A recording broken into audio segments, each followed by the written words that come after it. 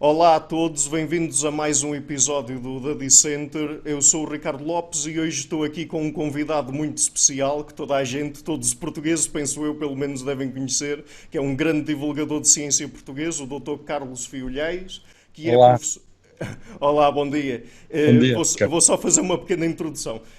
O Dr. Carlos é professor catedrático de Física na Universidade de Coimbra, foi professor convidado em universidades de Portugal, Brasil e Estados Unidos, é autor de mais de 30 livros de divulgação científica, participou em inúmeros encontros, conferências e ações promovendo a ciência e a cultura científica, criou o portal de ciência www.mocho.pt, ganhou em 1994 o prémio União Latina JNICT de Tradução Científica, ganhou também o Globo de Ouro de Mérito e Excelência em Ciência de 2004, atribuído pela televisão SIC e pela revista Caras, em 2005.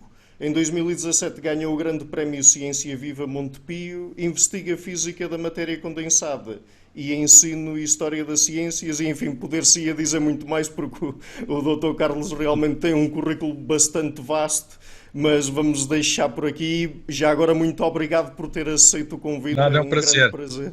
É um grande prazer tê-lo no canal. Portanto, vamos começar se calhar por isto. Hoje vamos falar um bocadinho de ciência, como é que funciona o método científico, de onde é que vem a ciência, as suas origens, digamos assim, ciência em Portugal e etc. Mas vamos começar por isto. Vamos falar um bocadinho de história da ciência. Portanto, eh, quando é que nós podemos falar concretamente de ciência, historicamente? Porque, quer dizer, nós normalmente colocámo-la ali em redor do século XVI, XVII, costumamos associá-la ao iluminismo, mas não é também verdade que já havia historicamente precursores da ciência, pelo menos algumas pessoas que tinham abordagens ou ideias que se assemelhavam à ciência? Muito bem.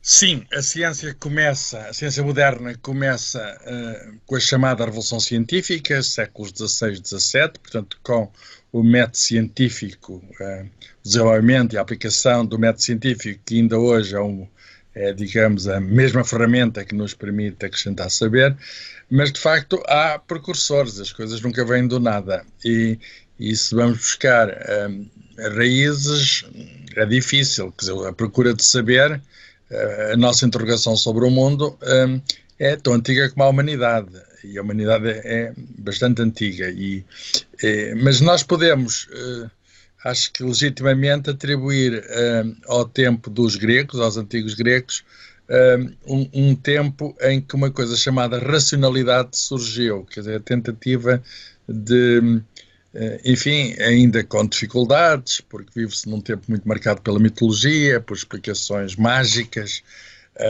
ou religiosas, se quisermos, mas é um tempo em que se procura perceber que há certos efeitos e há certas causas que provocam certos efeitos. Portanto, isto na astronomia começa-se a haver alguma regularidade, por outras palavras, começa a haver modelos do mundo. O cérebro humano começa a procurar fazer sentido do mundo. No entanto, naturalmente baseado na observação, começa-se a olhar para o céu e para a terra e começa-se a ligar certas coisas. Portanto, há a observação e há o uso da razão. Mas há algo que ainda está ausente ou quase ausente, que é uma componente essencial do método científico, que é a experimentação. A experimentação consiste numa observação cuidada e controlada, o que significa que nós queremos poder alterar certas variáveis para poder ver qual é o efeito delas, se elas têm ou não têm efeito. E se nós formos ver no tempo do grego, por exemplo, o personagem mais marcante é Aristóteles, digamos, o discurso dele é um discurso que parte da observação da natureza, é um discurso enciclopédico sobre a natureza, mas em que a razão cavalga sozinha, quer dizer, não, a certa altura a razão perde-se, visto com os olhos de hoje, naturalmente, porque não tem essa bengala fundamental que é a observação controlada. E isso não encontramos de modo nenhum em Aristóteles, vamos encontrar mais tarde em Galileu início do século XVII, final do século XVI, que vai rebater Aristóteles, mas encontramos num dos sábios, curiosamente encontramos num dos sábios da Antiguidade, que é Arquimedes. Arquimedes é matemático, é físico, é engenheiro, é um experimentador e uma imagem que acabou por ficar mítica, enfim, que não passa de uma lenda, mas que é muito curiosa, é aquela do Eureka, da descoberta de uma das leis, enfim, mais antigas, a lei da impulsão, ou lei de Arquimedes, que, segundo a lenda, ele teria a pensar na resolução de um problema e a certa altura, dentro da banheira d'água, sente que ele próprio estava a flutuar e só podia flutuar porque, enfim, ao contrário ao peso dele, havia uma outra força que se opunha e essa força é igual ao peso do volume de líquido deslocado. E, portanto, aí está um aspecto quantitativo que é importante na ciência. E acima de tudo está a descoberta de uma regularidade. Essa é a razão porque os barcos flutuam, os balões, os barcos flutuam. E, portanto, nós podemos olhar para Arquimedes como um precursor, digamos, do método científico moderno. E, curiosamente, mais tarde, o Galileu vai fazer experiências sobre impulsão e vai confirmar algumas coisas entre as quais a lei de Arquimedes, que já enfim, das quais já havia ideia. Mas convenhamos, se a racionalidade e alguma observações irracionais estavam lá e alguma experimentação, ainda que muito precária, já se encontrava, isto tudo só foi ligado, digamos, o pacote todo só foi atado e posto, digamos, é oferecido à humanidade no sentido em que está aqui uma coisa com a qual podemos, é um presente com o qual nós podemos trabalhar, a partir de uma geração de ouro que aparece, enfim, é difícil, isto é um processo que, como é evidente, não nasce de um dia para o outro, mas há uma constelação de pessoas. Podemos pensar em Copérnico, em 1543, que é, enfim, não é propriamente um observador, também não é um experimentador, mas é alguém que, com base nos dados anteriores, nos dados astronómicos anteriores, estabelece uma nova racionalidade. E a nova visão, que se opunha aos modelos antigos cosmológicos de Aristóteles e depois continuada por Ptolomeu, é uma visão que vai ter muita importância, vai estar adormecida, enfim, durante um tempo, mas passado quase um século, Galileu vai pegar, ele é julgado em 1613 e, portanto, vai pegar nessa nova visão, nessa nova cosmovisão. No mesmo ano do Galileu, do Copérnico, isto é curioso, há um médico, André Vesalius, que faz um livro, um Atlas Humano, em que, baseado nas dissecações do corpo humano, portanto na anatomia, e isso é curioso ser no mesmo ano. Portanto, na altura em que há uma nova ordem do cosmos, há uma observação experimental do próprio corpo humano e começa-se também a desmontar aquela ligação profunda que antes se tinha, que vamos chamar-lhe astrologia, em que cada parte do corpo estava associada a um astro do céu. Por outras palavras, certas crenças começam a ser desmontadas e aí na anatomia há, digamos, quebra-se um tabu, que é o tabu de tocar no corpo humano, e há novo saber adquirido e começa-se a perceber que o homem não é um ser estranho, num mundo estranho, mas que é uma parte da natureza, quer dizer, o homem é objeto de ciência.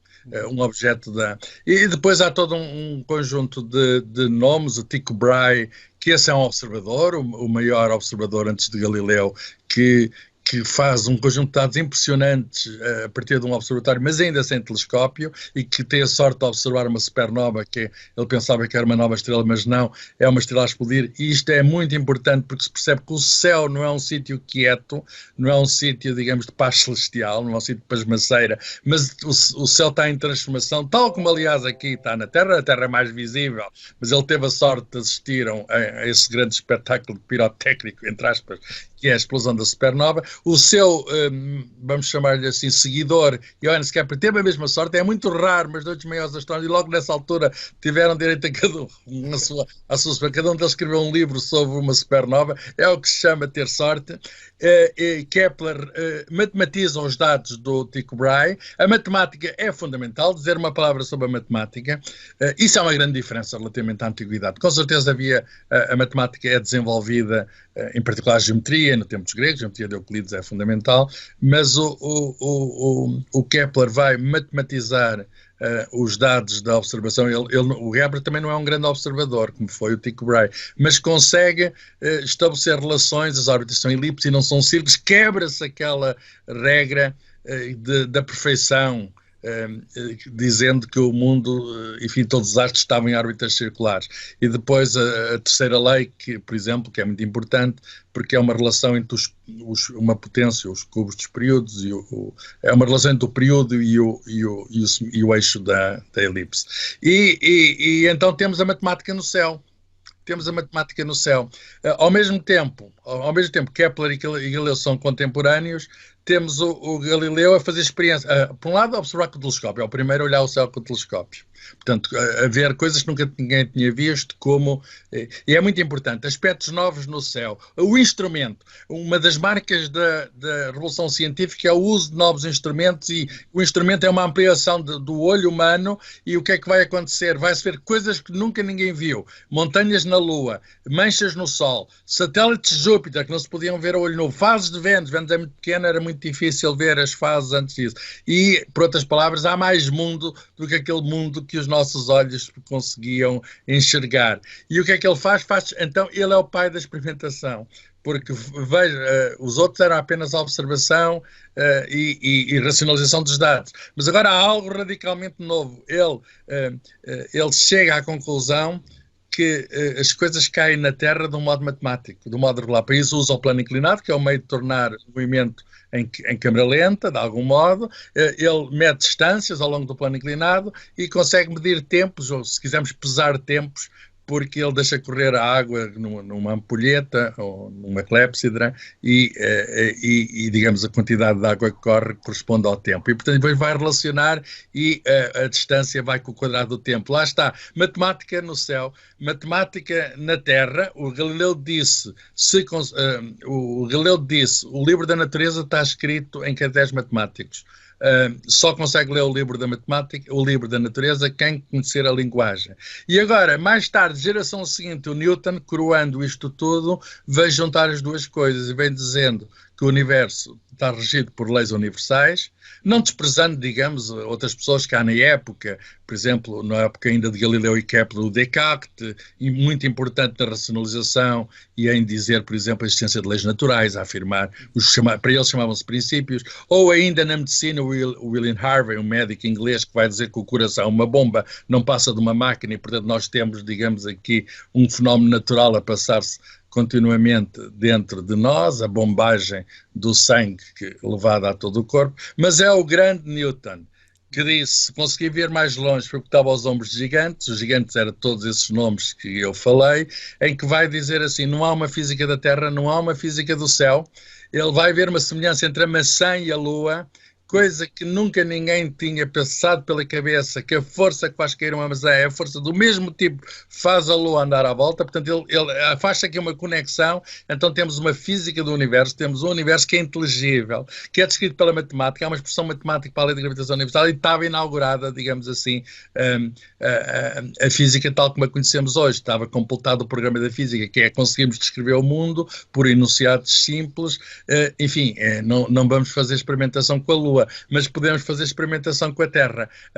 Com a Terra, quer dizer, com o que se passa na Terra. E aí, então, as experiências sucederam-se, a experiência de pressão atmosférica, e que levou às bombas de vácuo, que levou até a perceber melhor o que é que significa isso de uma bomba, e que mais tarde vai acabar por desembocar, embora não estava no programa original, mas na Revolução Industrial. Sim. A Revolução Industrial, de algum modo,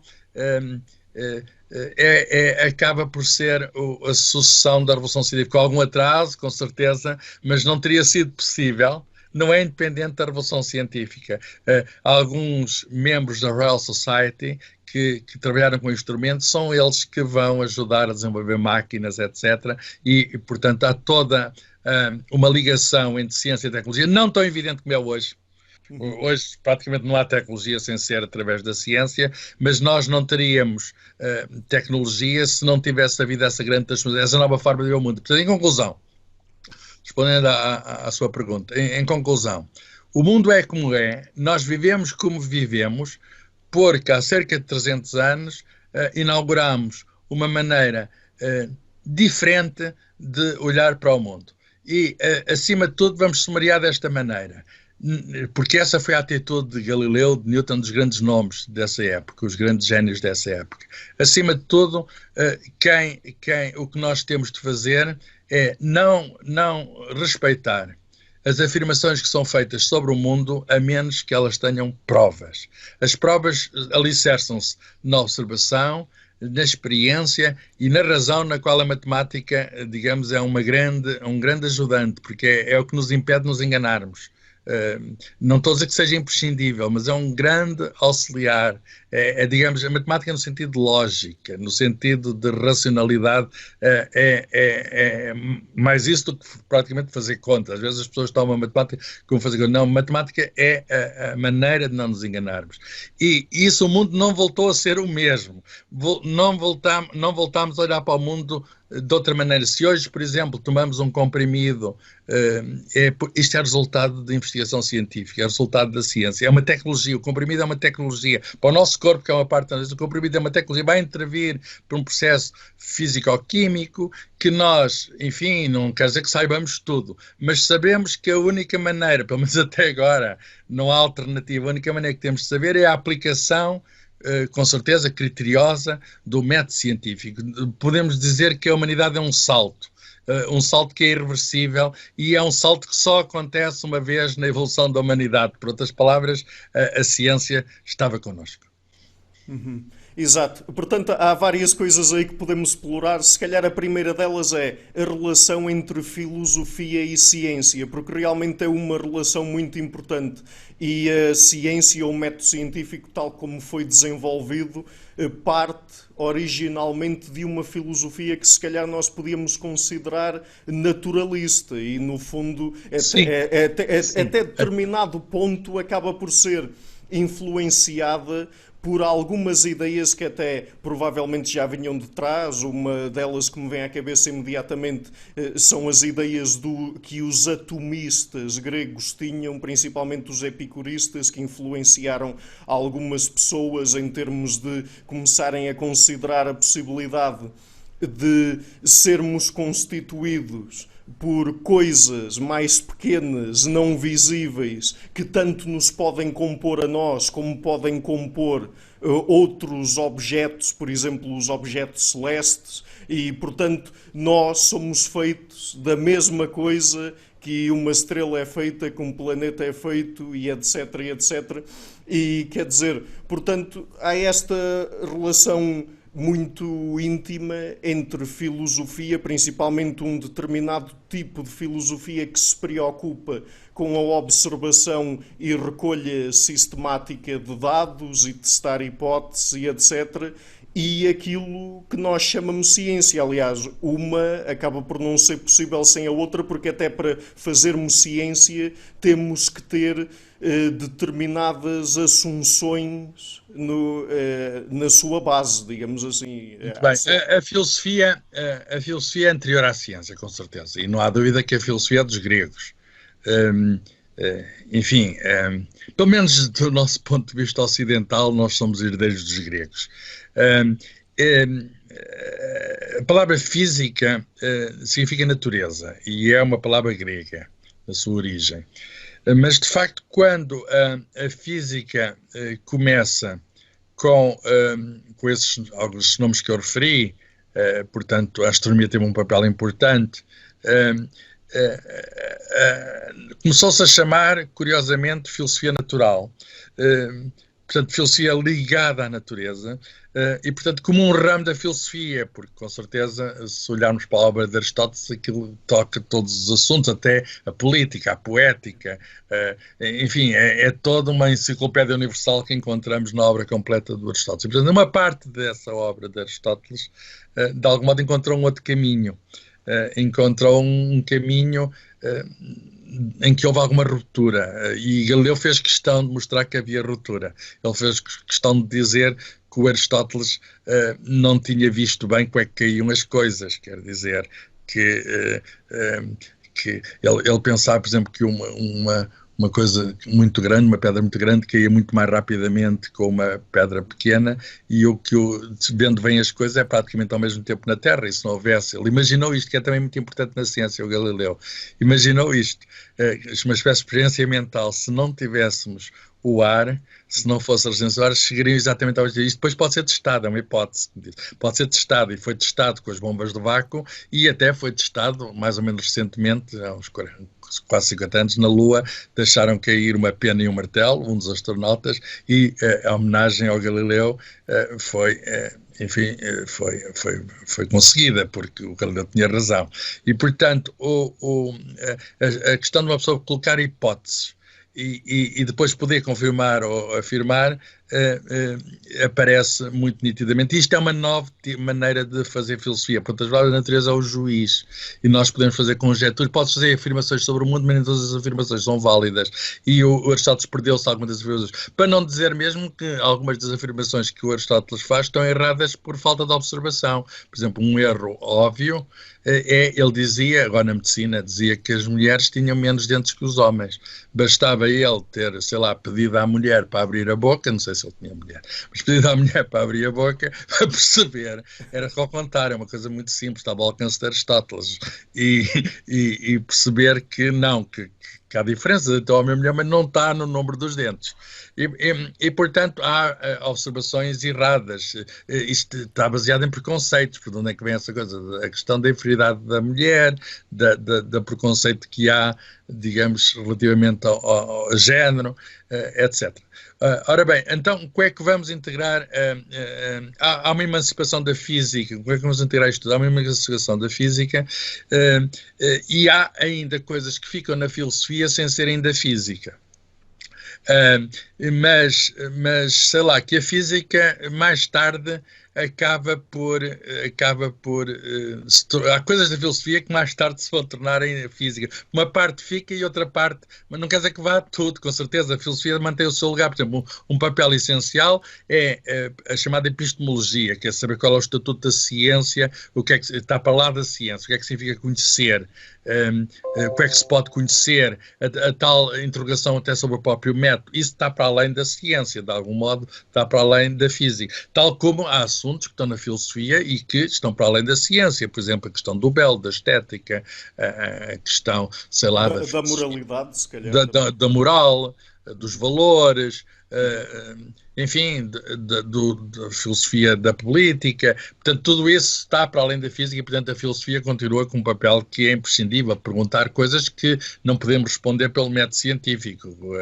A ciência é apenas uma das dimensões do homem, e a ciência em que podemos pensar a ciência de fora, por exemplo, a partir da filosofia. Mas falou muito curiosamente dos atomistas. De facto, havia correntes filosóficas gregas minoritárias, começa dos atomistas de Demócrito. O Demócrito disse, não era um filósofo maioritário. Tal como na cosmologia havia correntes minoritárias, por exemplo, o heliocentrismo aparece num autor grego, Aristarco de Samos, e portanto não foi o Ptolomeu, o Copérnico o primeiro. Mas ele diz, o Demócrito, sem qualquer base, porque aquilo era apenas imaginação, era poesia, digamos assim, dizia assim, todo mundo é feito de átomos e espaço vazio. E não é que ele tem razão. Hoje sabemos que o nosso método científico, sabemos que ele tem razão. Aliás, o Feynman, um grande divulgador de ciência, disse que se a civilização fosse acabar e nós tivéssemos de transmitir uma mensagem por SMS a alguém como, digamos, um sumário daquilo que sabemos do mundo, seria essa a frase: só existem átomos em espaço vazio. E isso ainda não é do tempo de Galileu, embora digamos, o reconhecimento da veracidade dessa afirmação não é do tempo de Galileu, embora no tempo de Galileu tenha havido um padre católico francês, Pierre Gassendi, que de algum modo recupera o pensamento de Demócrito e de outros, Leucipo, e recupera, mas digamos tenta casar isso, qual é a dificuldade? É casar isso com o cristianismo, porque essas ideias de partículas a vogar desordenadas, há aqui de algum modo um certo paganismo, porque no fundo é o império do caos, da desordem, e portanto, a ciência nasce num meio cristão. Não digo católico porque nasce num tempo em que há uma ruptura também na religião cristã com os católicos e os protestantes, e isso dá-se e quer dizer, e os protestantes também contribuíram muito, pelo menos em alguns aspectos, para a ciência. Com certeza, o Kepler, por exemplo, era protestante e o Galileu era católico, o que não os impediu, tudo dependia do sítio em que eles estavam da Europa, da cultura local, o que não os impediu de estarem de acordo sobre o heliocentrismo do Copérnico e sobre o método científico, no fundo. Aliás, eles nunca se encontraram, mas corresponderam-se, de certo modo foram amigos científicos. E, portanto, o Newton vai ser anglicano, com certeza, embora secretamente tinha muitas críticas a fazer à religião estabelecida, mas ele decidiu, e bem para ele, guardar alguns dos seus comentários sobre a Bíblia que não teriam sido considerados muito ortodoxos. E portanto, houve um problema de conciliar certas teorias do paganismo, começa de tudo ser feito de partículas que andam erraticamente, há uma tentativa em Gassendi que a coisa encaixa, mas não encontra ainda ressonância porque faltava-lhe a prova da experiência. E a existência de átomos começa a ser uma hipótese. Para Newton, para Descartes ainda não, mas para Newton fazia sentido, por exemplo, falar de átomos de luz, de pequenas partículas invisíveis, nós hoje chamamos fotões, mas ele, sem ver nada disso, admitia, digamos, a natureza corpuscular da luz. E isso tem uma grande influência porque o Newton foi muito importante. Aliás, a luz é um fenómeno enfim, cuja procura é primordial, e o Newton deu contribuições, como o Descartes tinha dado, etc., mas deu contribuições para estudar o arco-íris, digamos, a diferença entre a luz de várias cores, etc. O que é que vai acontecer? Passado algum tempo, no final do século XVIII, aparece a química, que é uma ciência que se emancipa, digamos, depois da física. E a certa altura, lá está Lavoisier, os aspectos quantitativos, a observação mais uma vez, percebe-se que a água não é uma substância elementar, mas que a água tem hidrogênio e tem oxigênio, dois gases que juntos dão água e pode-se desmanchar, fazer e desmanchar. E ao tentar perceber reações químicas, a imagem dos átomos apareceu. E há no século XIX o Dalton, que faz já as figuras das bolinhas que são os átomos. Mas durante todo o século XIX, os átomos não passavam de uma hipótese. Só no início do século XX é que essa hipótese se transformou, digamos, numa verdade científica. Eu chamo de verdade científica no sentido que é a afirmação que podemos fazer sobre o mundo. Uma pessoa deve sempre dizer, nesta altura, tanto quanto sabemos, embora haja verdades de vários...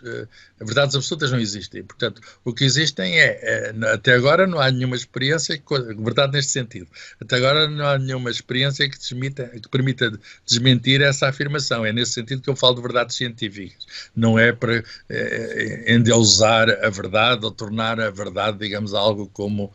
Pelo contrário, quer dizer, a verdade é apenas o condensado daquilo que a gente sabe, é sempre provisória no sentido de que amanhã poderemos saber mais.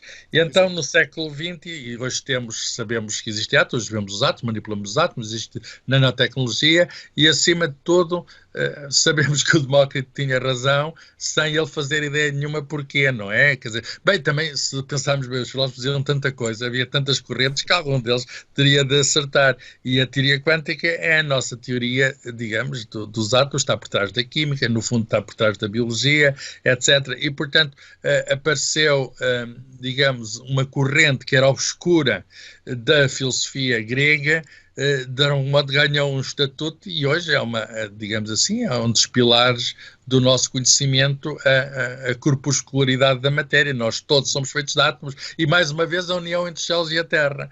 Nós hoje, quando olhamos para o céu e vemos as estrelas, sabemos que é o sítio onde os átomos se combinam para formar outros e que os átomos que estão dentro de nós são, de facto, como muito bem disse, o resultado, a maior parte dos átomos que estão dentro de nós, são o resultado, digamos, de um processo de transformação que só pode naturalmente ter ocorrido nas estrelas e, portanto, de algum modo, há uma ligação cósmica. Nós somos um resultado de processos naturais que têm lugar até a uma escala, digamos, que não é propriamente a local, e portanto somos, até olha, falei da supernova, deve ter havido uma supernova anterior ao Sol, nesta região da Via Láctea, que permitiu fazer, por exemplo, o ferro, o cálcio, o potássio, outros elementos que são mais pesados que temos dentro de nós, até o oxigênio, que foi espalhado e que, enfim, no Sol já estão presentes, porque o Sol é incapaz de fabricar, não tem massa suficiente para poder fabricar esses elementos. Só mais uma pequena achega que é interessante. Há um poeta latino, Lucrécio, que, mais ou menos na altura de Cristo, põe em verso a teoria, digamos, atómica. Chama-se Sobre a Natureza das Coisas. E há uma visão que é muito contemporânea, no sentido, não é apenas atómica, a questão do mundo seguir leis inexoráveis e das coisas acontecerem devido a causas e tudo ser, digamos, a matéria em ação. Esse poema foi esquecido na Idade Média e foi descoberto, há um livro sobre isso, pouco antes da Idade Moderna. E há quem diga que a descoberta desse poema, simbolicamente, com certeza, é um augúrio da modernidade. Por outras palavras, quando uma pessoa descobre, então, essa afirmação pagã da existência de corpúsculos, digamos, é a altura em que estamos prontos para a novidade. Estamos prontos. Algumas novidades não são tão novidades como isso, algumas novidades já estão, vamos chamar assim, das pessoas mais excêntricas que disseram as coisas mais estranhas antes. E, portanto, convém ouvir sempre o passado, porque algumas das vozes do passado podem ser nossas contemporâneas.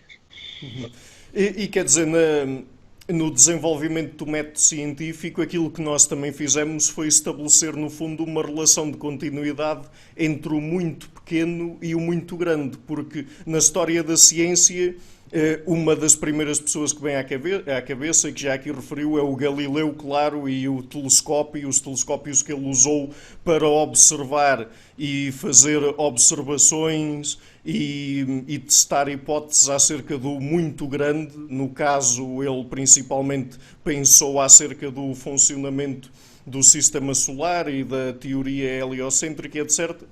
Mas depois, por outro lado, também tivemos pessoas que se calhar às vezes passam um pouco mais despercebidas, como o Antoine van Leeuwenhoek, que foi o que desenvolveu o primeiro microscópio, que, claro, que na altura era muito rudimentar em comparação com os microscópios que temos agora, mas que também foi uma das primeiras vias para nós termos contacto com o facto de nós também sermos compostos por coisas mais pequenas do que aquilo que nós conseguimos observar. No caso, ele primeiro observou células até um determinado nível. Nós agora também já sabemos que abaixo das células também temos organelos e também temos moléculas e átomos. Mas, no fundo, estabeleceu-se também essa continuidade entre o muito pequeno e o muito grande. O mundo é só um, tem várias escalas. Portanto, para descrevermos o mundo, temos de saber encaixar umas escalas dentro de umas das outras, como se fossem bonecas russas, não é? E nós sabemos hoje fazer isso, quer dizer, de facto, é do tempo do Galileu perceber, quando ele olha lá para longe, percebe que há coisas que são como aqui na Terra. Eu vou dar um exemplo. Olha para a Lua, vê as montanhas da Lua e vê a sombra das montanhas da Lua, recebe a luz do Sol e a luz do Sol é bloqueada pelas montanhas, forma-se muito bem as leis de formação das sombras, que no fundo são as leis da óptica, eram as mesmas na Lua e na Terra. Portanto, não havia fenómenos estranhos, porque se pensarmos nos gregos, tudo o que era na Lua era um mundo, o mundo lunar era um mundo diferente, um mundo completamente... Havia uma separação entre a Terra e o espaço. E na mente de Galileu as coisas passam a estar unidas, com certeza. Ele tem essa intuição, embora é uma intuição que ainda não é muito quantitativa, mas é claramente qualitativa. As coisas que se passam lá são coisas parecidas com as que se passam aqui. Com o Newton, então, passa-se a perceber que há afirmações quantitativas que se fazem sobre a Lua, sobre o movimento da Lua, e que é devido a uma força, a força da gravidade da Lua, e que são os mesmos tipos de afirmações que permitem descrever, por exemplo, a queda de um corpo na Terra. É muito interessante voltarmos à questão dos instrumentos. O Galileu montou o telescópio não terá sido inventado por ele, terá havido até primeira utilização de um óculo enfim, na pátria das lentes, que é a Holanda, mas ele juntou as lentes e montou ele o seu próprio telescópio, e é o primeiro. Enfim, os historiadores de ciência sabem do inglês, que também observou o céu na mesma altura, mas não deixou escrito. Digamos, não publicou. E é o primeiro a usar o instrumento, e o instrumento amplia, de facto, os sentidos humanos. Esta ampliação dos sentidos é uma marca da ciência. E ele não é o único instrumento que faz. Ele faz, por exemplo, já falei de relógios, mas os relógios eram coisas primitivas, mas ele faz um termómetro, ainda que rudimentar. Um discípulo dele, o Torricelli, vai fazer o barómetro. Coisa muito curiosa. E vai conseguir até com o barómetro, com o mercúrio, fazer o vácuo naquela parte de cima do mercúrio, e depois isso vai permitir medir a pressão atmosférica, etc., porque percebe que a coluna de mercúrio, por cima está o vácuo, a coluna de mercúrio é equilibrada pelo peso da atmosfera, e portanto, levado aquilo para cima de uma montanha, digamos, o peso, a coluna de ar é menor, e isto é uma experiência pública, quer dizer, isto foi feito nos Alpes, com um grupo de pessoas a testemunhar e a ver que era assim, não é feito num laboratório, é feito em plena montanha, quer dizer, isto é curiosíssimo, porque é uma das primeiras experiências que é feita na rua, e a ciência também tem este caráter de abertura, quer dizer, o Galileu dizia, espreitem pelo telescópio, e o Torricelli e os seguidores, o Pascal, etc., poderiam dizer, venham comigo à montanha ver, digamos, como o peso do ar muda. Os instrumentos falou do microscópio. O microscópio é um instrumento que aparece logo a seguir, e é muito curioso, porque também vem da Holanda, a seção de lentes, no fundo, tal como o telescópio é uma seção de lentes agora, digamos, com outra utilidade, e há o Lavignac, que falou muito bem, permite ver, não direi células, mas animais muito pequenos, sei lá. Conseguiu ver, por exemplo, que uma mosca é um monstro, no seguinte sentido, transforma uma mosca num elefante a partir do momento em que começa a ver pormenores e vê aquilo muito grande, ampliado, digamos, pelo efeito das lentes. E há um físico do tempo de Galileu, rival de Galileu, aliás, quase toda a gente na altura do Galileu, peço desculpa, contemporâneo do Newton e rival do Newton, quase toda a gente no tempo do Newton era rival dele. Ele fazia questão de ter muitos rivais, é o Robert Hooke, e o Robert Hooke faz um atlas, micrografia, um atlas de pequenos organismos, etc. Por outras palavras, os instrumentos permitiam ampliar o olho, quer no muito grande, quer no muito pequeno. E este programa de usar os instrumentos para ver o universo em qualquer escala, porque o nosso olho é limitado. Falei da luz. O nosso olho só consegue ver a luz visível. Porquê é que só vê esta luz? Estamos condicionados pela nossa estrela. Digamos, vemos a luz que o Sol emite ao máximo.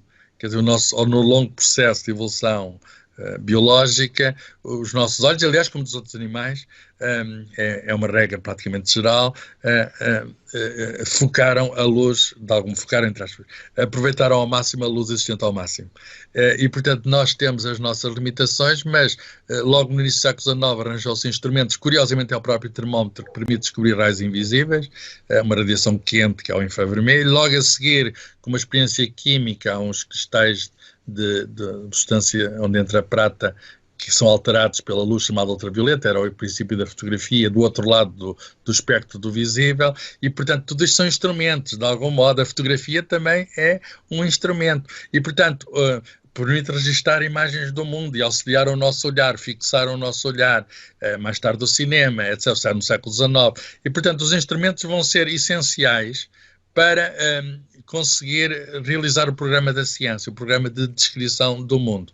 E ao realizar esse programa, nós percebemos muito bem que tudo está ligado. E uma das mensagens do século XX, da física do século XX, é que o universo teve uma origem. Percebeu-se que o universo estava em transformação logo no tempo da Revolução Científica.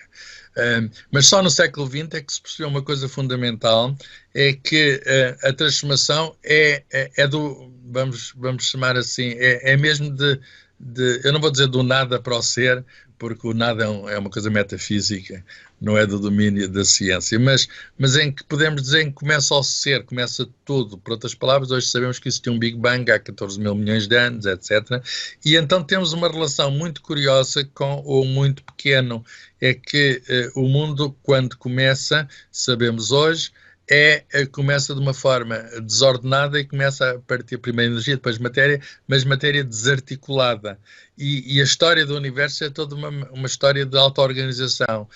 Partículas elementares que se juntam, quarks para dar prótons e neutrões juntam-se para formar núcleos atómicos juntam-se com os elétrons para formar átomos juntam-se para formar moléculas, que se podem, enfim, dar organismos biológicos, etc. Portanto, por outras palavras, o muito grande, as coisas grandes são feitas a partir de coisas pequenas.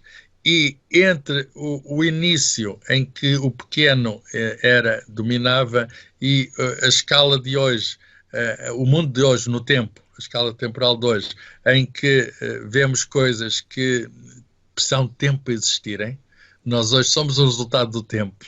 Por outras palavras, o ser humano, que é o capaz de ciência, só tem números redondos. É difícil também definir o que é o ser humano, mas vamos pegar no 1 milhão de anos, que é o número redondo. Enfim, é muito difícil dizer quando é que começou, mas 1 milhão de anos. Ora bem, 1 milhão de anos em 14 mil milhões de anos não é nada. Mas foi preciso o universo esperar este tempo para ver um ser. Nós não sabemos qual é a origem da vida. Mas sabemos que há uma unidade enorme na vida, por causa daquela molécula que é o ADN, que é comum a todos os seres vivos, sejam animais, sejam vegetais, e dentro dos animais nós sabemos, é muito claro que os genes são comuns, que alguns genes são comuns, e portanto que há, no fundo, unidade escondida em tudo o que é organismo vivo. Portanto, de algum modo, há aqui, digamos, algo que é um fenómeno da vida, mas que tem muita unidade. Nós não sabemos onde começou, sabemos que existe aqui. Uma das grandes questões da ciência é saber se existem outros lados, e nessa altura põe-se a questão: será que nasceu outros lados e veio para aqui? Ou se terá nascido outros lados, se é idêntica ou é diferente da vida aqui? São tudo perguntas que a ciência ainda coloca e são dos grandes enigmas da ciência. Mas o fundamental aqui é perceber que nós podemos falar de causas naturais e conseguir, embora não sabendo tudo, podemos de algum modo ligar as coisas. Não quer dizer que esteja tudo ligado, há peças que faltam encaixar no puzzle, por exemplo esta, da origem da vida. Mas uma coisa é certa: o universo é compreensível. O Einstein, numa frase um bocadinho metafísica, dizia: a coisa mais incompreensível do universo é o universo poder ser compreendido. De facto, o universo pode ser compreendido, e com isso nós, com certeza, ganhamos algum conforto intelectual, porque ficamos a saber mais sobre o mundo, ligamos coisas, desligar essa ligação entre nós e os astros, a ligação entre os astros e o início do mundo. Tudo isso, com certeza, faz sentido e, portanto, de algum modo, a procura de sentido é intrinsecamente humana, mas, ao mesmo tempo, e não é por causa disso que fazemos ciência, mas, ao mesmo tempo, quando conhecemos melhor o mundo, nós podemos intervir sobre ele. Mal ou bem é outra questão, mas podemos intervir sobre ele. E ao intervir sobre ele, nós, enfim, causamos transformações no mundo, desejavelmente em nosso benefício. Podemos discutir isso, com certeza nem sempre em nosso benefício. Mas digamos, a capacidade está lá e só se pode, hoje é muito claro isso, só podemos realizar tecnologia, só podemos, de algum modo, fazer artifícios se soubermos o suficiente sobre o mundo. Por outras palavras, nós, através do método científico, sabemos como é e, a partir daí, nós podemos mudar. Quer dizer, podemos, de facto, temos esta capacidade, que é uma capacidade que nos tem valido. Até agora, eu acho que, somando tudo, eu sei que enfim, que há muitos perigos da ciência, estou consciente disso tudo. Mas se, vou ser categórico, se vivemos o tempo que vivemos hoje, e se vivemos com a qualidade de vida que temos hoje, se vivemos com os meios à disposição que temos hoje, tudo, desde, não é apenas a saúde, digamos, a energia, a comunicação, tudo, lazer, se vivemos como vivemos hoje, é por causa de termos ciência. Não estou a dizer que a ciência que seja, digamos, uma coisa que nos salve, quer dizer, mas é um ingrediente da salvação, no seguinte sentido: sem ciência nós estaremos perdidos. Porquê? Porque nós já vivemos um tempo sem ciência e nessa altura eu, por exemplo, não estaria vivo, porque já ultrapassei os 60 anos e durante muito tempo, antes da Revolução Científica, e depois foi lento, depois da Revolução Industrial e depois vem outra, mas há um acelerar da história, e o acelerar da história é muito nítido. Nós hoje, sabendo como funciona o corpo humano, nós podemos prevenir, podemos intervir e podemos assegurar mais tempo de vida, maior qualidade de vida, e esta é talvez uma das marcas que podemos dizer porque é que existe ciência. Bem, existe ciência em primeiro lugar para compreender. Isso é humano, é das atitudes mais humanas. Quando dizem que a ciência não é humanismo, isto é das coisas mais humanas que podemos, nós querer saber quem somos, querer saber o mundo onde somos quem somos, querer saber a relação entre nós e o mundo. Isso tanto é verdade que quando as pessoas não têm ciência tentam conhecer o mundo através de outras vias, como por exemplo a religião e... Pode-se conhecer o mundo através de outras vias. O que eu estou a dizer é que o método científico é o único método que nos permite aceder àquele lado do mundo que é o lado, digamos, que tem a ver com a inteligibilidade no seguinte sentido. Nós, para saber, por exemplo, que uma causa tem certos efeitos, enfim, não temos outra maneira a não ser observar, experimentar e raciocinar. Eu sei que existe o domínio da crença e todos nós, de uma maneira ou de outra, somos crentes. Aliás, se pensarmos bem, quando fazemos uma hipótese científica, quando fazemos uma afirmação sobre o mundo sobre a qual não temos a certeza, estamos a manifestar uma certa forma de crença. E crer é humano. E, portanto, nós temos sempre o impulso que é natural. Agora, não deixa de ser também humano verificar as crenças. E a ciência permite justificar ou não algumas crenças, não todas. Há crenças, por exemplo, a crença na existência de Deus não é uma crença que pode ser justificada pela ciência. Por outras palavras, não é com um telescópio, não é com um microscópio, não é com um acelerador de partículas que vamos encontrar qualquer prova que tenha a ver com isso. Isso acho que hoje é muito claro. Houve uma altura, no tempo de Galileu, houve uma confusão sobre isso. O Galileu digamos, é interrogado, vai ao processo na Inquisição, e a questão era as afirmações que ele pudesse fazer sobre o mundo. Ele ao defender Copérnico estava a falar sobre o sistema do mundo, eram afirmações que contrariavam o que estava escrito na Bíblia, em certos passos da Bíblia. Na Bíblia dizia, por exemplo, que o Sol, e aliás nós vemos, é senso comum, o Sol nasce ali e vai para acolá, e portanto o Sol anda, não é evidente para todos que o Sol anda à volta da Terra, e tanto é evidente que é natural que esteja na Bíblia. Agora, o que ele diz é que, de algum modo, isso é uma ilusão do observador. A maneira de olhamos para os planetas e de facto eles dão umas voltas, fazem uns laços, os epiciclos, mas se nós nos considerarmos do ponto de vista do Sol, se sairmos de dentro de nós próprios, isso é uma questão fundamental da ciência. Para nos percebermos a nós próprios, temos de sair para fora de nós próprios. Então, de nós percebemos que somos logicamente o centro quando observamos, mas não somos centro nenhum se tivermos a capacidade de nos colocarmos num lugar do espaço e até num lugar do tempo, fora do nosso espaço e fora do nosso tempo. A ciência dá-nos essa capacidade de abstração. Ver que, e é também o tempo da Revolução Científica que se dá essa ruptura. Por isso é que o episódio de Galileu, até da Inquisição, é emblemático. Foi um episódio lamentável porque conduziu a uma oposição entre ciência e religião, que, na minha opinião, não tem razão hoje de ser, porque são, de algum modo, duas dimensões diferentes do humano.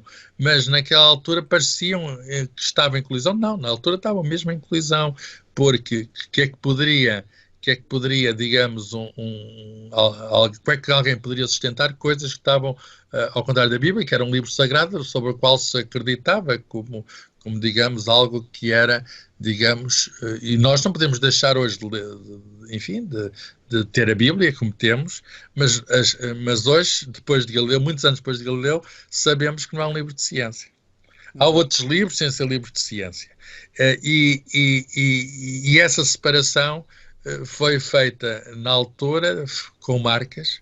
Depois, mais tarde, havia de vir o Darwin, aí no seio da religião anglicana, que, de algum modo, no fundo o problema é o mesmo, é a colisão com a Bíblia e é, digamos, o facto de nós procurarmos formas de inteligibilidade do mundo que põem em causa algumas crenças estabelecidas. Agora, há certo tipo de crenças, por exemplo, essa crença, digamos, última, da transcendente, do divino, do sagrado, eu estou convencido que é uma crença que nos vai acompanhar sempre. Quer dizer, não estou a dizer que seja absoluta na humanidade, mas é imperativa na humanidade. Quer dizer, é uma crença muito disseminada, até porque nós vemos essa crença em muitas culturas diferentes, que apareceram de modos diferentes, e eles têm sempre a dimensão, digamos, do além.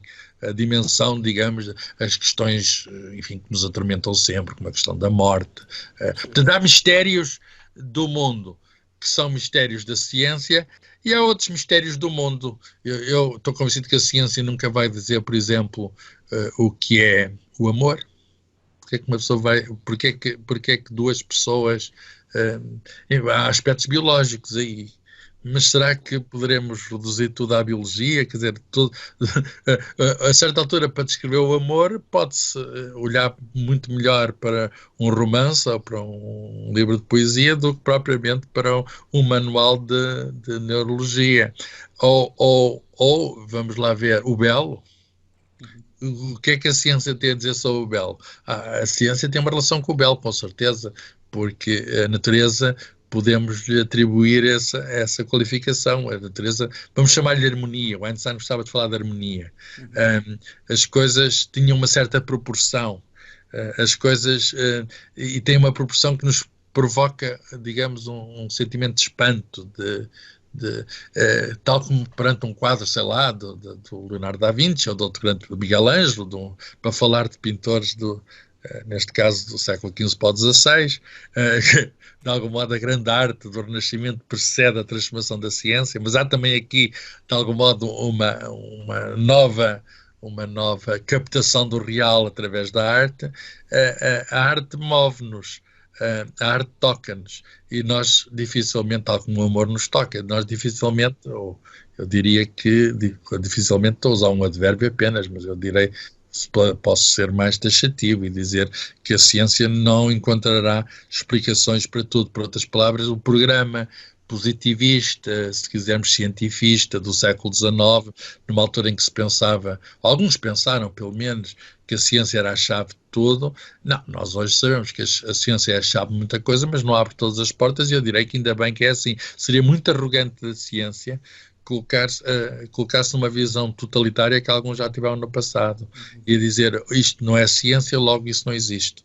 Com certeza que existem fenómenos para lá da ciência e já aqui falámos de alguns, e a ciência tem de ter uma atitude de alguma humildade ao relacionar há coisas que não sabe e nunca vai saber. Até dentro de próprios aspectos de materiais, do mundo material. Por exemplo, quando eu falo que o mundo teve um início, se me perguntar o que é que havia antes, eu digo que não sei, mas digo mais do que isso. Digo provavelmente eu uso a palavra com cuidado para não dar certeza, a ciência não vive de certeza, mas nunca vamos saber, por várias razões. Uma, talvez mais difícil de explicar, é que terá começado o espaço e o tempo ao mesmo tempo. E, por outras palavras, não há um tempo antes do espaço, a palavra antes não faz sentido. Outra é que mesmo que haja eventualmente um universo anterior e que haja um antes e que o tempo tenha havido um tempo anterior, digamos, a transformação é tão violenta, acabar o mundo e começar outro, é tão violenta que se apaga qualquer informação que possa existir. Da mesma maneira que a gente, sei lá, não pode ir ao centro do Sol, podemos ter modelos sobre o centro do Sol, não podemos ir a um buraco negro, podemos ter modelos sobre o buraco negro, nós não podemos tentar ir o mais perto possível do Big Bang, que é uma espécie de buraco branco. O buraco negro é o sítio do universo para onde vai tudo, pronto, matéria, energia. O Big Bang, o universo, é um buraco branco, é o sítio onde sai tudo. Podemos aproximar o mais perto possível, com modelos, naturalmente, mas é aquilo que nós em física chamamos de singularidade, uma situação limite.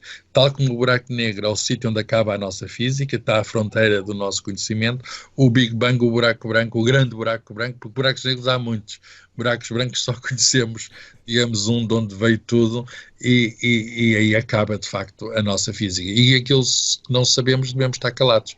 Quer dizer, não estou a dizer que não falamos, podemos perguntar, podemos tentar responder. O que não são é perguntas nem respostas do domínio da ciência. Exato. E nós ainda há pouco estávamos a falar das crenças religiosas e eu acho que há outro aspecto aqui importante para explorar, que é, há determinadas crenças que são falsificáveis e outras não, tendo em conta o critério que foi introduzido por Karl Popper. Não tenho a certeza se foi ele que introduziu, mas pelo menos foi ele que o popularizou, da falseabilidade das hipóteses que são produzidas em ciência. E, por exemplo, se alguém diz, uma pessoa religiosa, que a Terra só tem 6.000 anos, isso é algo falsificável. Com certeza. Se alguém diz, por exemplo, que o ser humano coexistiu com os dinossauros, isso também é algo falsificável. Mas depois temos coisas... Porque a Terra é plana, não é? Sim, mas depois temos coisas como Deus existe, Deus não existe. Isso aí já me parece fora do domínio das hipóteses falsificáveis, porque se vamos estar a falar de uma suposta entidade que vive para lá do mundo físico, não há hipótese nenhuma de testar, de validar ou invalidar essa hipótese. As pessoas simplesmente decidem acreditar nela ou não. Com certeza, eu estou de acordo. Falou do critério para enunciar uma afirmação científica e falou de Karl Popper, que é um filósofo da ciência do século XX e é um filósofo com que muitos cientistas tendem a simpatizar. Não quer dizer que não haja outros e que não haja outros contributos, mas a ideia, a força dele é interessante, é dizer que não se pode falar de verdade, no sentido absoluto, isso é quimera, não existe, mas pode-se falar do erro. Portanto, uma pessoa não pode nunca provar que uma afirmação é verdadeira, mas pode provar a partir de um teste empírico. Pode não ser empírico, pode ser um teste racional, pode ser o uso da matemática, pode ser um teste racional. Mas podemos provar que uma afirmação está errada. Por outras palavras, a verdade não sabemos se existe, num certo sentido, mas o erro existe. E o que é então, nesse sentido popperiano, a ciência será o afastamento progressivo dos erros. Há coisas que estão obviamente erradas, e já sabemos que estão erradas há muito tempo, e há outras que estamos a descobrir hoje que estão erradas, e há outras que se calhar ainda damos como certas, mas se calhar estão erradas. E de algum modo podemos falar de progresso nesse sentido. Eu sei que a palavra pode ser equívoca, mas eu não tenho dúvida que há coisas que sabemos hoje, portanto, erros que reconhecemos hoje, se quisermos, que não conhecíamos há algum tempo. Portanto, nesse sentido, acho que é legítimo falar de progresso. Eu sei que a palavra pode remeter para outras conotações, mas progresso significa saber hoje coisas que não sabíamos ontem. E nisso há uma seta do tempo, digamos, há uma, vamos chamar assim, evolução. O nosso conhecimento, acho eu, é progressivo, e nós dizemos que é cumulativo. O que é que se quer dizer? Nós, para sabermos mais coisas, temos de saber o que já sabemos. Há certas coisas que vamos mudar, mas nunca, é uma marca da ciência que as pessoas têm dificuldade em compreender. Nunca vamos mudar tudo. Nunca se espera que se mude tudo o que se sabe para pôr uma ciência completamente nova. Não, toda a história da ciência nos ensina que nós vamos mudar um bocadinho, mantendo digamos, o que estava. O Einstein, por exemplo, é muito claro hoje, e estamos a comemorar os 100 anos, digamos, da observação do eclipse na Ilha do Príncipe e no Sobral, no nordeste do Brasil, que confirmou a afirmação do Einstein que os raios de estrelas, os raios das estrelas, os raios das estrelas que estavam por trás do Sol, que eram encurvadas pela presença do Sol. E o que é que se passa? Ele veio mudar a teoria de Newton, da gravitação universal, mas conservando aquilo que se sabia antes, com certeza afirmações que continuavam válidas. E, portanto, é muito, muito, muito, muito curioso. A nova ciência tende a sentar na velha ciência. E, portanto, e quando as pessoas pensam, os cientistas estão sempre a dizer coisas novas. Sim, estão sempre a dizer coisas novas, mas que encaixem nas coisas velhas. O que significa que aí é a dificuldade da ciência. Por isso é que fazer ciência não é exige o trabalho de muita gente, o trabalho prolongado de muita gente, é que é preciso. Pode-se dizer as mais variadas coisas. Agora, os testes estão a ser feitos, têm de ver como é que se são verdadeiras ou não, e como é que encaixa, não é apenas é verdadeira, como é que encaixa naquilo que se sabe, como é que há sentido nisso tudo. Então falou de afirmações sobre o mundo que são inequivocamente não científicas. Nós chamamos pseudociência afirmações que parecem científicas, até por vezes são legitimadas por processos que fazem lembrar a ciência, portanto, imitam o método científico, mas deturpam-no, quer dizer, não o realizam bem. Portanto, há aqui um problema em certo tipo de afirmações, deu exemplos de algumas, não é? Do criacionismo, sei lá, da Terra plana, mas nunca mais acaba. Hoje em dia, uma pessoa vai à internet e encontra afirmações, enfim, falsas sobre... Mas a questão é, há afirmações que nós podemos legitimar na ciência, e algumas dessas afirmações são feitas por vezes em nome da ciência, não passam no teste de validade, portanto, não passam no tal teste empírico. Portanto, nós só podemos dizer que são equívocos e são, uma pessoa pode acreditar no que quiser e longe de mim ou dos meus colegas da ciência estarem a tentar impedir que as pessoas tenham as divagações que tiverem e que não as manifestem, e portanto não há, do nosso ponto de vista, eu acho que é humano as pessoas poderem errar e não quero que ninguém se sinta menos coagido a errar. O que não podem é macaquear, vou usar esta palavra, o método científico, dizendo que legitima coisas que não legitima, quer dizer, acreditem no que quiserem, mas não digam que é ciência. E, portanto, isto não é de respeitar ninguém, é apenas respeitar, digamos, uma definição do que é a ciência. A ciência é uma coisa. O que eles quiserem será o que eles quiserem, mas não é ciência. E se podemos falar de um critério de demarcação. Se alguém me diz que o homem é contemporâneo dos dinossauros, tem de ter provas para isso. E o que essas pessoas apresentam, por exemplo, não são provas, são os são versículos da Bíblia. Mas, no entanto, há registros fósseis, no entanto, há métodos, instrumentos para datações, no entanto, sabemos da genética, coisas sobre, nós podemos remontar a história humana através da genética, e a escala não encaixa. Os dinossauros foram extintos, sabemos bem como, mas provavelmente devido à queda de um meteorito, pelo menos terá sido uma das componentes, há cerca de 60 milhões de anos. E, portanto, a escala humana, 1 milhão de anos, não dá. Aliás, só os mamíferos, e começaram com pequenos mamíferos, sabemos isso tudo, só começaram, alguns seriam contemporâneos dos dinossauros, mas os grandes mamíferos não eram.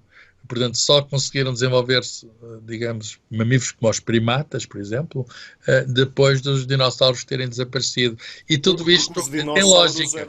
Porque os dinossauros eram predadores desses mesmos mamíferos, daí que até à sua extinção eles não se tenham conseguido desenvolver. E dominavam o mundo, a terra, de algum modo. Até aqui em Portugal, nós vamos ali à Lourinhã e aquilo era, digamos, um sítio no Jurássico, aquilo era um parque jurássico ali na Lourinhã. Até é muito curioso, espécies novas de dinossauros foram encontradas na Lourinhã, até por paleontólogos portugueses, etc. Não havia lourinhanenses, quer dizer, havia dinossauros lourinhanenses, mas não havia lourinhanenses. Portanto, estamos numa escala completamente diferente da escala entre 60 milhões de anos e 1 milhão de anos. Há uma escala completamente diferente e, portanto, enfim, infelizmente vivemos num mundo estranho e perigoso neste sentido. Até ajudado por estes meios tecnológicos que a ciência proporcionou. A internet é, de algum modo, um spin-off da ciência. Nós não vamos... eu gosto de lembrar que se hoje estamos a comunicar como estamos aqui através da internet, é porque há cerca de 40 anos houve digamos, um conjunto de cientistas que estavam a estudar até... um esforço internacional no CERN para estudar a construção da matéria, no fundo ciência pura, de que são feitas as coisas, e para terem, digamos, partilharem os seus dados, resolveram arranjar protocolos que permitiam a comunicação entre os computadores deles. São esses mesmos protocolos que foram entregues a todos e que nós usamos para comunicar. Portanto, no fundo, é o código da World Wide Web. A partir do momento, deu-se aqui uma grande mudança. Na nossa sociedade estamos a ver um tempo também de mudança. A partir do momento em que temos instrumentos, que são os computadores, ligados uns aos outros, ligados nessa rede global, o mundo tornou-se um sítio, digamos, que está integrado e em comunicação instantânea, em que deixou de haver, como acontecia antes, centrais de transmissão de informação. Cada um de nós é central de transmissão. Isso tem óbvias vantagens, como é óbvio, uma pessoa poder comunicar, cada um ter essa possibilidade é maravilhoso. Quer do ponto de vista do próprio, quer, enfim, é sempre do ponto de vista do próprio, qualquer coisa que a gente diga, mas do ponto de vista da humanidade, vamos integrar a coisa, mas ao mesmo tempo permite que qualquer pessoa possa pôr nessa rede o que quiser, esteja validado ou não esteja validado. Então encontramos o melhor de nós na internet, o melhor conhecimento possível está lá, tende a ser o repositório, digamos, do nosso conhecimento do mundo, é a enciclopédia do mundo, a internet, e ao mesmo tempo é o contrário disso, quer dizer, é um repositório de fantasia, imagina, o que em si não tem mal nenhum, a não ser quando as duas coisas se possam confundir, porque, por exemplo, quando estamos a falar de saúde humana, mesmo quando falamos de outras coisas, não é? Mas mesmo quando falamos das coisas, estamos a falar que a Terra é plana, que há os indivíduos que querem fazer um cruzeiro ao sítio onde o plano acaba e, portanto, é ali o fim do mundo, quer dizer, boa viagem. Mas há quem venda esse tipo de excursões, está a enganar pessoas, não é? Está a enganar pessoas. Curiosamente, a Bíblia diz que a Terra é plana, se procurarem bem na Bíblia, e isto nunca foi problema para os cristãos. Na própria Idade Média, nunca levaram à letra essa parte da Bíblia. Portanto, a Terra estar no centro, sim, mas a Terra ser redonda, aliás, vemos as representações medievais e a Terra não há dúvida que é redonda. Aliás, num livro de inspiração cristã, que é a Divina Comédia do Dante, não há dúvida que o inferno está lá no meio, não só a Terra é esférica, como no centro é um bom sítio para pôr os pecadores. E, portanto, muito quente, já se imaginava, é uma coisa certa, que era muito quente. Portanto, já se imaginava, digamos, que havia uma função até para o interior da Terra. Exato. Havia o céu lá longe e no interior o inferno. E isso nunca foi problema, digamos, no tempo de Colombo, o Colombo já sabia que a Terra era esférica. Aliás, no tempo dos gregos, há um grego famoso, Eratóstenes, que mede o raio da Terra pela primeira vez, a partir de uma experiência de óptica, 6.400 km, e, portanto, nós sabemos, aliás, basta olhar para os eclipses, nós vemos a sombra do nosso planeta e, portanto, não há dúvida nenhuma que a Terra que é redonda. não é plana, não é chata. Agora, essas afirmações, enfim, podem ser divertidas, podem dar dinheiro a alguém, podem fazer tudo, mas, por exemplo, quando se trata da nossa saúde, é que é preciso ter algum cuidado. Porque não se pode brincar com a saúde, e quando dizem que certos produtos curam não sei o quê, quando não curam, porque isso pode ser testado, alguém está a enganar alguém. Quem quiser ser enganado, que o seja, mas nós como sociedade temos de nos defender, quer dizer, nós como sociedade organizada temos de evitar que o engano se dissemine. Em particular, façam o que quiserem, por ser direto, façam o que quiserem com o dinheiro deles, cada um faça o que quiser com o seu dinheiro, mas quando se trata de dinheiros públicos, se faz favor, não pode ser usado em pseudomedicinas.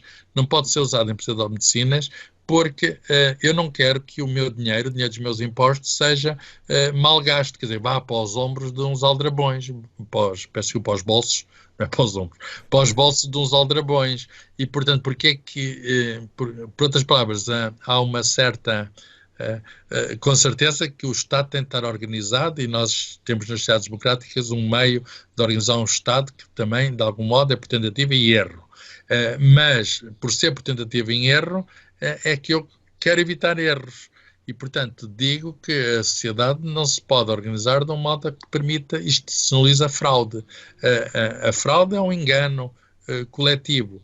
E a ciência não pode deixar de estar aliada à democracia, quer dizer, a ciência não pode deixar de presidir às nossas, melhor, não digo a todas as decisões, e não digo talvez presidir, assistir, talvez seja a melhor coisa, assistir a algumas das decisões. E hoje estamos confrontados com decisões que têm de ter, digamos, uma base científica. As questões da genética são muito importantes para o nosso futuro, as questões que nos, enfim, que nos inquietam muito, o aquecimento global, problemas que temos de resolver sobre o futuro médio e a longo prazo do nosso planeta, questões da inteligência artificial, as nossas máquinas, que possibilidades é que elas têm, como é que elas nos podem, que tipo de problemas é que nos podem resolver, etc. Já nos resolvem muito problemas, mas vão resolver outros maiores, e o receio que alguns têm que as máquinas nos possam substituir. Sim, há coisas em que somos já hoje substituídos por máquinas. Se me perguntam, seremos toda a humanidade só substituída por máquinas, eu duvido. Pode dizer, é uma crença. Sim, é uma crença, mas não tenho, digamos, tanto quanto sei. Nós não temos indicadores que digam, digamos, que as dimensões do humano possam ser... a começar logo nessa dimensão que é a consciência de nós próprios, que possa ser, digamos, transmitida ou apoderada por uma máquina.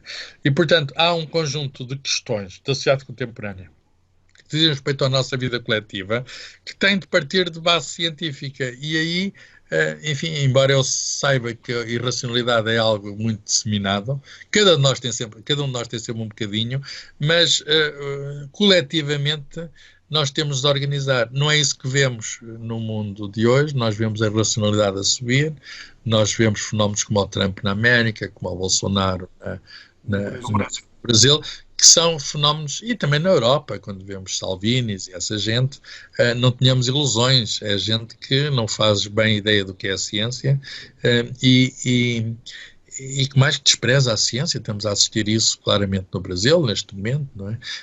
Fazer cortes... E mais, pior do que isso, é a estupidez em ação, porque ele chama estúpidos e insulta, digamos, as pessoas que estão nas universidades, é uma camada de estúpidos, etc. Portanto, vivemos num mundo, de facto, em que temos algumas razões para estar pessimistas, mas é precisamente nas alturas em que temos razões para estar pessimistas que temos de fazer alguma coisa e que temos de ser otimistas, quer dizer, há esperança, e a ciência não deixa de ser uma razão para a esperança, porque o mundo já passou por períodos complicados, e foi sempre a ciência que sobreviveu. Quer dizer, a partir do momento em que a ciência, com a revolução científica, se envolveu, ela não tem parado de crescer. E mesmo hoje, num tempo em que vemos todos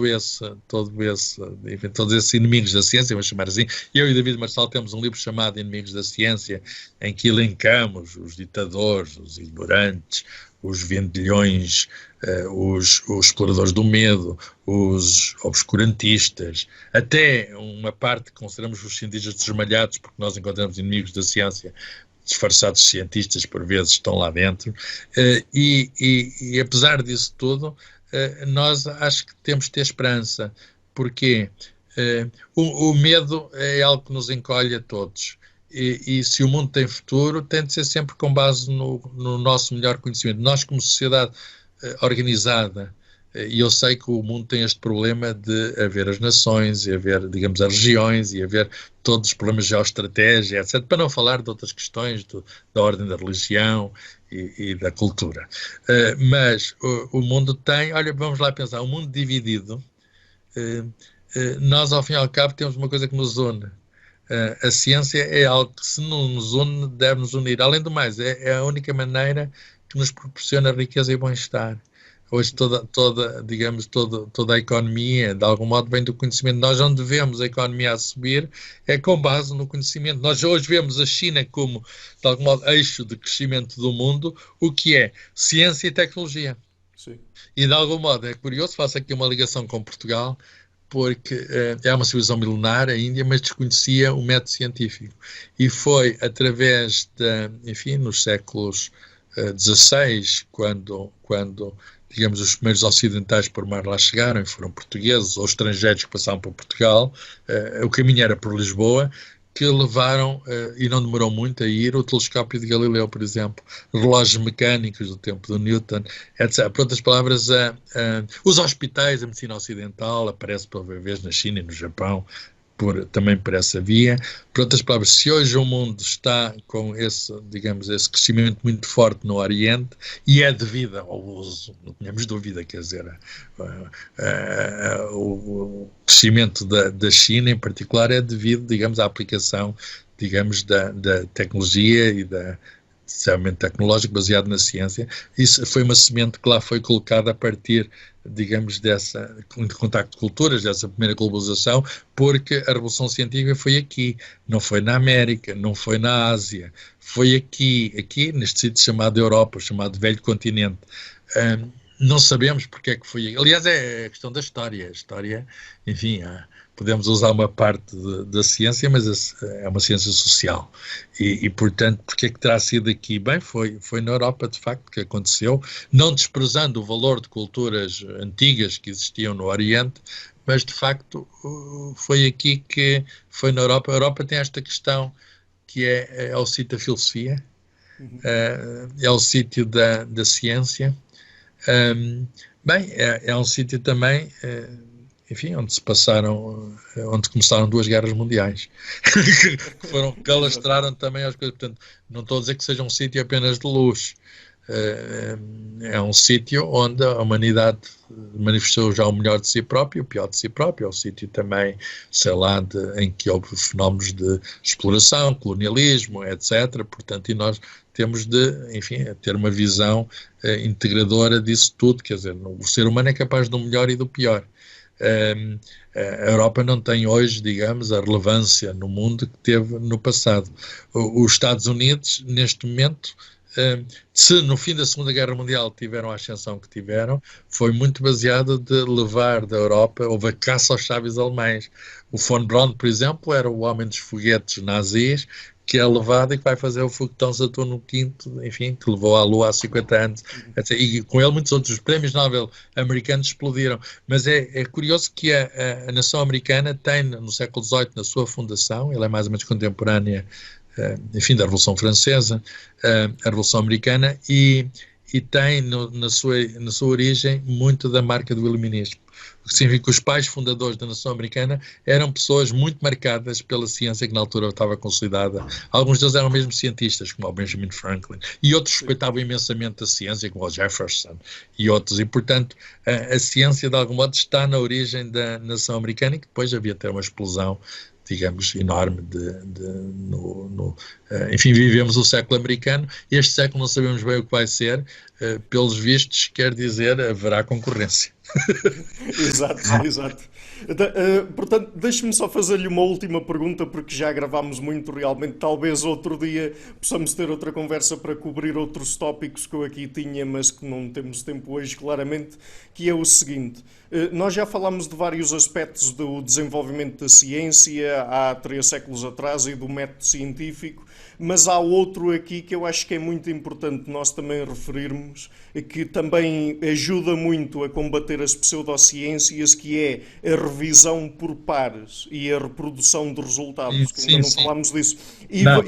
Voltando às origens do método científico e da ciência, é curioso porque imediatamente antes de começar a desenvolver-se a ciência na Europa, o Gutenberg criou a prensa, que foi um desenvolvimento tecnológico que ajudou a mais facilmente copiar e produzir livros massivamente, exponencialmente em comparação com o que havia antes, e também permitir mais facilmente transmitir dados, transmitir ideias sob a forma escrita entre pessoas de diferentes locais na Europa, que depois não só tinham acesso ao conhecimento produzido por outras pessoas, como também podiam elas mesmas tentar reproduzir as experiências feitas e verificar se obtinham os mesmos resultados ou não, e portanto uma forma incipiente, digamos assim, de tentar que o conhecimento que era produzido em ciência conseguisse resistir à crítica de outros cientistas ou de outros investigadores. Sim, Ricardo, faz muito bem chamar a atenção para esse ponto da comunicação que é fundamental. A ciência, por sua própria natureza, é aberta. E podemos, eu chamei a atenção para algumas componentes do método científico, mas essa é mais outra, que é a abertura. Nós, para conhecer o erro, é fácil errar. Uma pessoa engana, errar é humano. Mas para conhecer o erro, a melhor maneira é entregar aos outros, digamos, o resultado da nossa investigação. E, portanto, a ciência é uma obra coletiva, não é individual. A ciência é de todos, não é apenas daquela pessoa ou da outra que julga que se calhar acrescentou um bocadinho. Pode ter acrescentado ou não. E por isso é aquilo que nós chamamos de validação pelos pares. E hoje em dia, enfim, esse conceito está mais alargado no seguinte sentido: com estes meios de comunicação que nós temos, nós gostávamos muito que a comunicação fosse, enfim, com certeza há uns que estarão mais próximos, que conhecem a linguagem da ciência, mas que fosse o mais rapidamente possível para todos. Quer dizer, que pudéssemos na praça pública, falamos muito do acesso aberto, pudéssemos na praça pública os resultados da ciência, da investigação científica. Em Galileu é muito nítido que ele publica, digamos, e passou de publicar em latim para publicar em italiano para ser mais facilmente lido. Ele, aliás, ele escreve muito bem e põe em diálogo para haver, digamos, o confronto dialético entre posições de ciência e de algum modo, de algum ceticismo perante o novo método. Ele apresenta isso muito bem nos seus livros, que, como muito bem disse, são postos de forma impressa. São postos de forma impressa porque no século, isto é século XVII já, os livros de Galileu é mais do século XVII, mas no século XVI há o livro do Copérnico, o livro a meio do século XVI e do, digamos, sobre a construção do corpo humano, do Vesálio, mas no meio do século XV, portanto cerca de 100 anos antes do Copérnico, existe, digamos, a prensa de Gutenberg. A imprensa é dos chineses, mas ele não sabia. O papel é dos chineses, e isso ele sabia. O papel entra na Europa através dos árabes, entra até pela Península Ibérica. Os alemães tiveram o papel muito depois de nós. Nós ibéricos, não estava Portugal, digamos, formado, mas o papel entra através da expansão árabe, e nós sabíamos que havia um polo de civilização árabe aqui no sul da Península Ibérica. Mas o que não veio, o papel foi fácil de levar, a imprensa de caracteres móveis não foi, e portanto há uma redescoberta na cidade de Mainz, no centro da Alemanha, a meio do século XV. Isso é quase contemporâneo com a queda de Constantinopla. Nós convencionalmente pomos o fim da Idade Média, com o fim do Império Romano do Oriente, mas talvez do ponto de vista de civilização fizesse mais sentido dizer que o fim da Idade Média é com o aparecimento da imprensa, porque é de facto a imprensa que vai possibilitar, digamos, a disseminação do conhecimento, e é a disseminação do conhecimento que permite, de facto, não só a sua distribuição, mas como a sua ampliação, porque é a validação do que lá está, e é alguém que contesta, e hoje, enfim, temos a internet, mas o princípio é o mesmo. A tecnologia pode ter mudado, mas não deixou de haver livros, mas existe uma forma muito rápida de colocarmos, digamos, os nossos resultados à disposição da comunidade e de todos. E, portanto, há aqui, vamos chamar assim, um meio tecnológico, que é a imprensa, que facilita muito a difusão de saber. Mas o meio, isto é fundamental, é isto, o meio que é a questão de... O meio é apenas o meio. O fim é a validação da ciência, o que é que se entende como verdade ou como erro. O meio possibilita que esse fim seja alcançado melhor.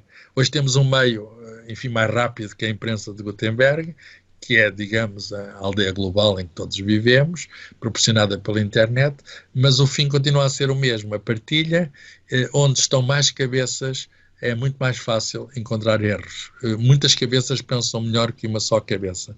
De modo que, sim, a imprensa de Gutenberg ajudou.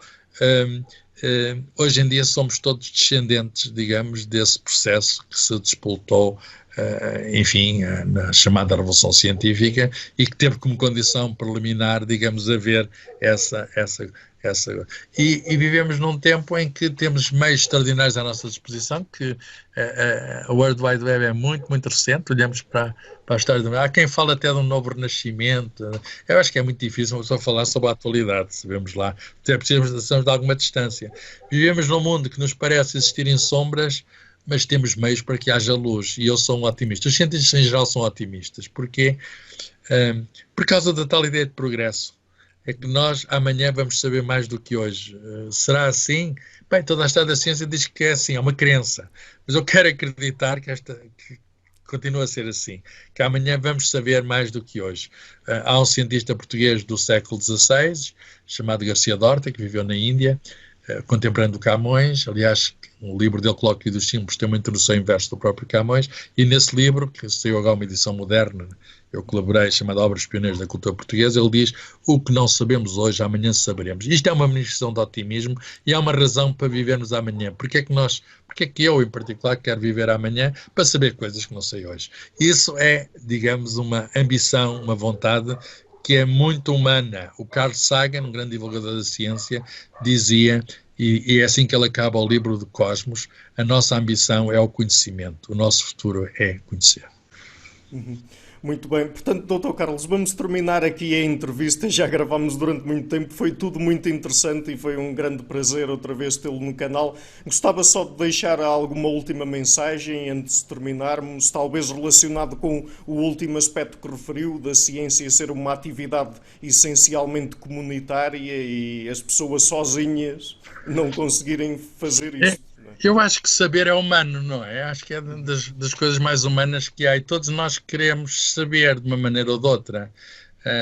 Todos nós temos, de algum modo, curiosidade. Eu acho que faz parte de nós. Porquê? Está até no próprio programa biológico. Quer dizer, um bebê, quando nasce, agarra-se ao mundo. E a ciência não é mais nada menos que essa atitude que começa por ser infantil, de agarrar o mundo.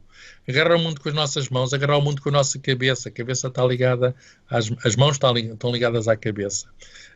E hoje sabemos que esta união tem de funcionar. Nós temos de aprender o mundo com as mãos e com a cabeça. Todos nós somos capazes, em maneiras diferentes, escalas diferentes, de fazer isso. Todos nós temos o mundo na nossa cabeça, todos nós temos o mundo nas nossas mãos. O que temos é de ter alguma coerência, digamos, no interior da nossa cabeça, para que as nossas mãos também não façam gestos que sejam inúteis ou condenáveis até. E, portanto, era bom que tenhamos uma imagem coerente do mundo na nossa cabeça, chamemos-lhe ciência.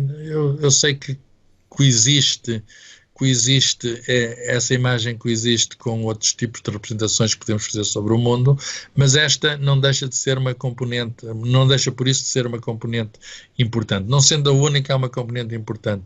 Portanto, o que é que nós precisamos? Precisamos, de facto, de ciência. Precisamos de ciência dentro de cada um de nós, portanto, precisamos de mais ciência dentro de cada um de nós, mais ciência dentro da sociedade, porque isto não é uma coisa individual, é uma coisa coletiva. Nós precisamos, acima de tudo, de perceber que é possível compreender, está ao alcance de nós compreender. Por vezes temos de fazer um esforço para compreender, mas não é nada que nos seja impossível. E, portanto, todos nós podemos, e na minha opinião devemos, o iluminismo é isso, ousar compreender. O Kant resumiu isso no programa de iluminismo, e numa altura em que há tantas críticas à razão, tantas críticas, digamos, no fundo a esse programa, que é o programa da ciência, do uso da razão, etc. Eu acho que precisamos de razão, precisamos de ser razoáveis, precisamos de perceber que o mundo é como é e não como nós gostaríamos que fosse, ou como alguns gostariam que fosse.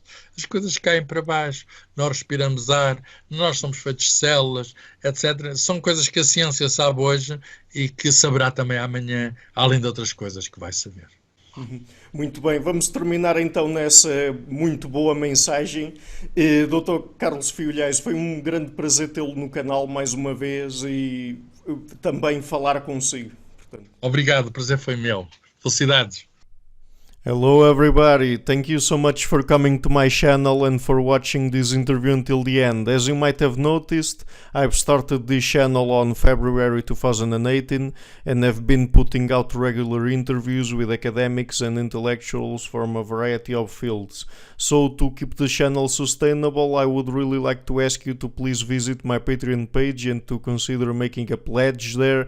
Any amount, even $1 would already be a great help. Otherwise, and if you like what I'm doing, please share it, leave a like and hit the subscription button. You also have the alternative of supporting me on Subscribestar or PayPal.